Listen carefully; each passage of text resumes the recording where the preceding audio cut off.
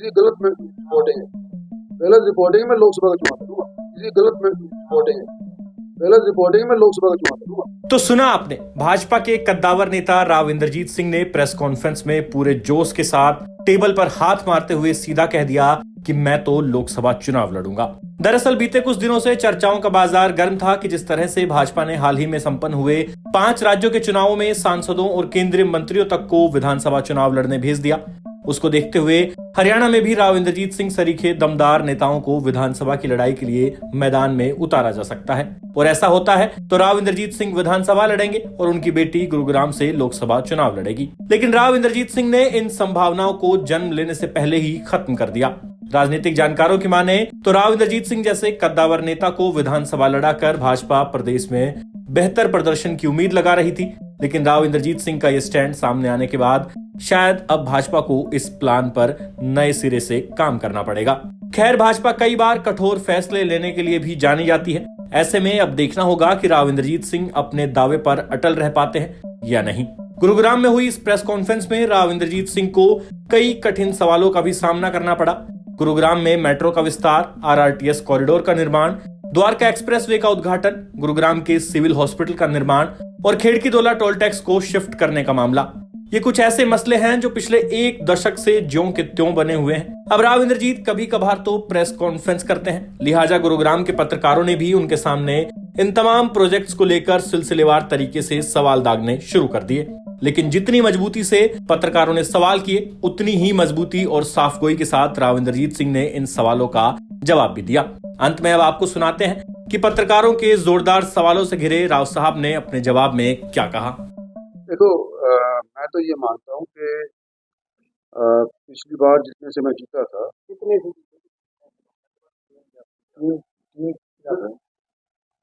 दो भूल मत जाया करो जी, आप अपनी लीड बोल रहे हो, वादे भूल जाते हो सारा। नहीं, पिछली बार से मुझे ये इतना याद है कि मेवात से जब मैं आया था तो मैं हार करके निकला था। इस बार मैं कह सकता हूँ कि शायद मेवात से भी बीजेपी का रुतबा जिस तरह से बना है, मेवात से नहीं, बराबर आपका भी रुतबा है, बीजेपी का भी रुतबा है। कितना जीत मान लो सर, आप जीत ही नहीं कैलकुलेट कर रहे, आबादी दुगनी हो गई है लोकसभा। जीत कैलकुलेट नहीं करी है, कैलकुलेट लेकिन पहले से ज्यादा किसी गलत में रिपोर्टिंग है, गलत रिपोर्टिंग में लोकसभा का चुनाव लड़ूंगा। देखो, कैबिनेट से तो पास हो गया ना, 5,500 करोड़ रुपए का कैबिनेट उसके विस्तार का फैसला ले लिया और प्रधानमंत्री की तरफ से इसका शिलान्यास भी रखा जाना है।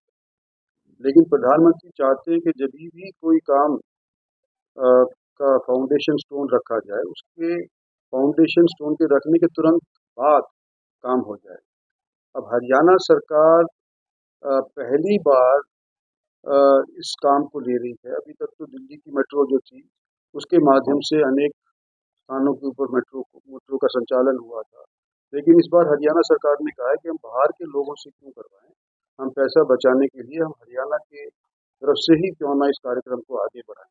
तो उन्होंने अभी एक व्यक्ति नियुक्त किया है मेरे जानकारी के अनुसार, और उसके साथ साथ जैसे ही सारा मामला, जैसे कहते हैं, कागजी कार्रवाई पूरी हो जाएगी तो प्रधानमंत्री को आमंत्रित किया जाएगा और हम उम्मीद करते हैं कि आचार संहिता लगने से पहले ही प्रधानमंत्री इस 5,500 का भी फाउंडेशन स्टोन लगा देंगे।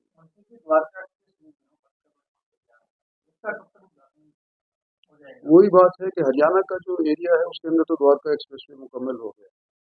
दिल्ली के अंदर केजरीवाल सरकार की वजह से कुछ विलम्ब हो गया था, क्योंकि वो अपने हिस्से का पैसा देने के लिए तैयार नहीं थे। अब कोई हाल ही के अंदर कुछ दिन पहले ही कुछ उनके दिमाग में सूझी कि भाई उन्होंने मंजूरी दे दी है, तो कुछ पैसा वो अब देने के लिए तैयार हो गए। तो द्वारका एक्सप्रेसवे का आधा हिस्सा हम उद्घाटन करवा लें तो हमको ये लगा कि शायद लोग यूँ कहेंगे कि आधे अधूरे काम ये करने लग रहे हैं, पूरा हो जाने के बाद ही इसका उद्घाटन करवाना चाहिए। तो मैं समझता हूँ कि जब तक दिल्ली का एरिया का नहीं होगा, द्वारका एक्सप्रेसवे का उद्घाटन उस तौर के ऊपर नहीं होगा। लेकिन हरियाणा वाला जो हिस्सा है वो पर्यटक के लिए चालू है। घरेलू उद्घाटन लोकसभा का यहाँ पे आज हुआ है, के संबंध में मेरा सवाल है। बतौर उम्मीदवार जनता पार्टी के उम्मीदवार तो गुड़गांव की मुख्य रणनीति आपकी कौन सी होगी जो जिससे आप करना चाहेंगे और आपको लगता है गुड़गांव अगर मेट्रो वगैरह खोले तो पहले पास नहीं तो मेट्रो मेट्रो मेट्रो देखो, मेट्रो का तो जरूरत तो सब समझते ही हैं।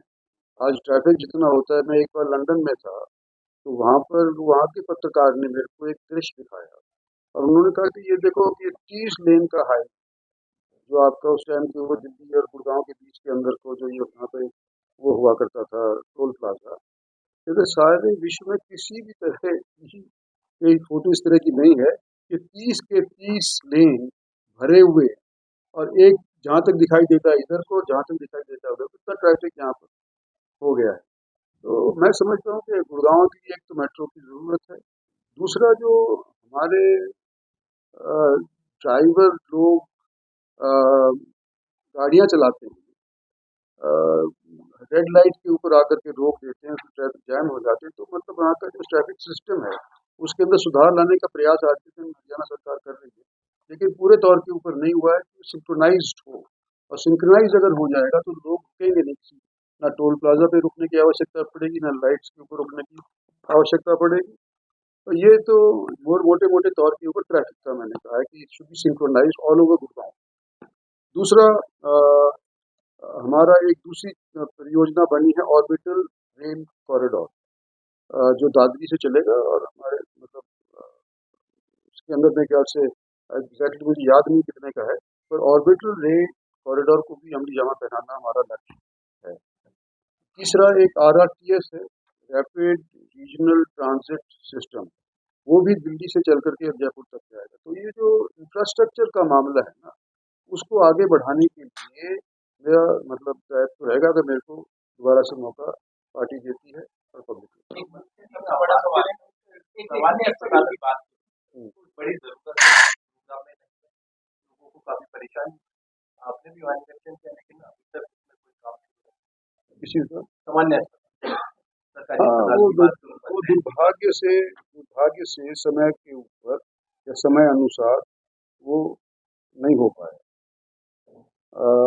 इस चीज़ का खेद ही है, ये क्या कह सकता हूँ कि मैं अभी तक हो नहीं पाया है। ये विलम्ब कुछ दो डिपार्टमेंट के बीच के अंदर झगड़ेबाजी रही, तो जो साथ वाला एरिया जो था एजुकेशन डिपार्टमेंट का, उसको हेल्थ विभाग को देने में ही बहुत टाइम लग गया। और जब वो मिला तो उसके बाद फिर ये सोचा गया कि इसको 800 बेड का अस्पताल बनाया जाएगा।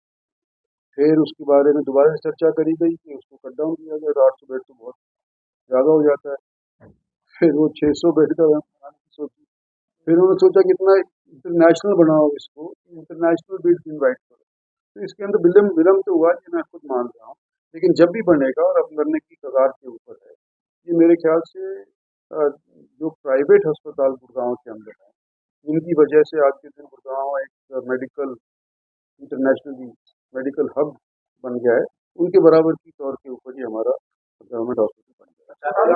RRTS की आपने बात की, RRTS का अभी बताया 4 कॉरिडोर है हमारे हरियाणा में, 2 में पहले चरण में बने थे, दिल्ली टू पानीपत और Delhi to via Gurgaon railway station तक पर्सन करना था। अब सुनने में आ रहा है उसको कट कर दिया गया है, धारोड़ा तक बन रहा है, आगे रेवाड़ी कट कर दिया गया है, एसएनबी शाजापुर जिगराना बहरोड का ज्वाइंट स्टेशन था उसको भी कट कर दिया गया है। तो इस बारे में जानना चाह रहे हैं कि परियोजना शुरू करने की बजाय काटी जा रही थी। नहीं, ऐसा ऐसा ऐसा ऐसा मुझे इस चीज़ का ज्ञान नहीं है। जयपुर तक बनाने की हमारा लक्ष्य है। रेवाड़ी के साथ एक वो अलग से जोड़ना था, एक स्पर देना था। नहीं वो सर उसको तो अभी हाईवे के साथ साथ फाइनल किया गया है। अभी उसको पहले चरण में फाइनल अलवर तक था, उसको काट करके एसएनबी तक किया गया, एसएनबी भी अब कट कर दिया, उसको धारोड़ा तक कर दिया, रेवाड़ी स्टेशन भी हटा दिया, MBIR Manesar power investment region का वो स्टेशन भी हटा दिया, दोनों तो आपको ज़्यादा जानकारी है, मुझे इस चीज़ का ज्ञान नहीं है, लेकिन अगर ऐसा हुआ है उसको टेकअप आज ज्ञान में आज इसको टेकअप अगर हम करते हैं तो हम तो वही अपना लक्ष्य पूरा रखेंगे कि भाई RRTS रेवाड़ी को भी शामिल हो उसके अंदर और आगे अलवर तक। सर एक छोटा सा सवाल है, लोकसभा के दौरान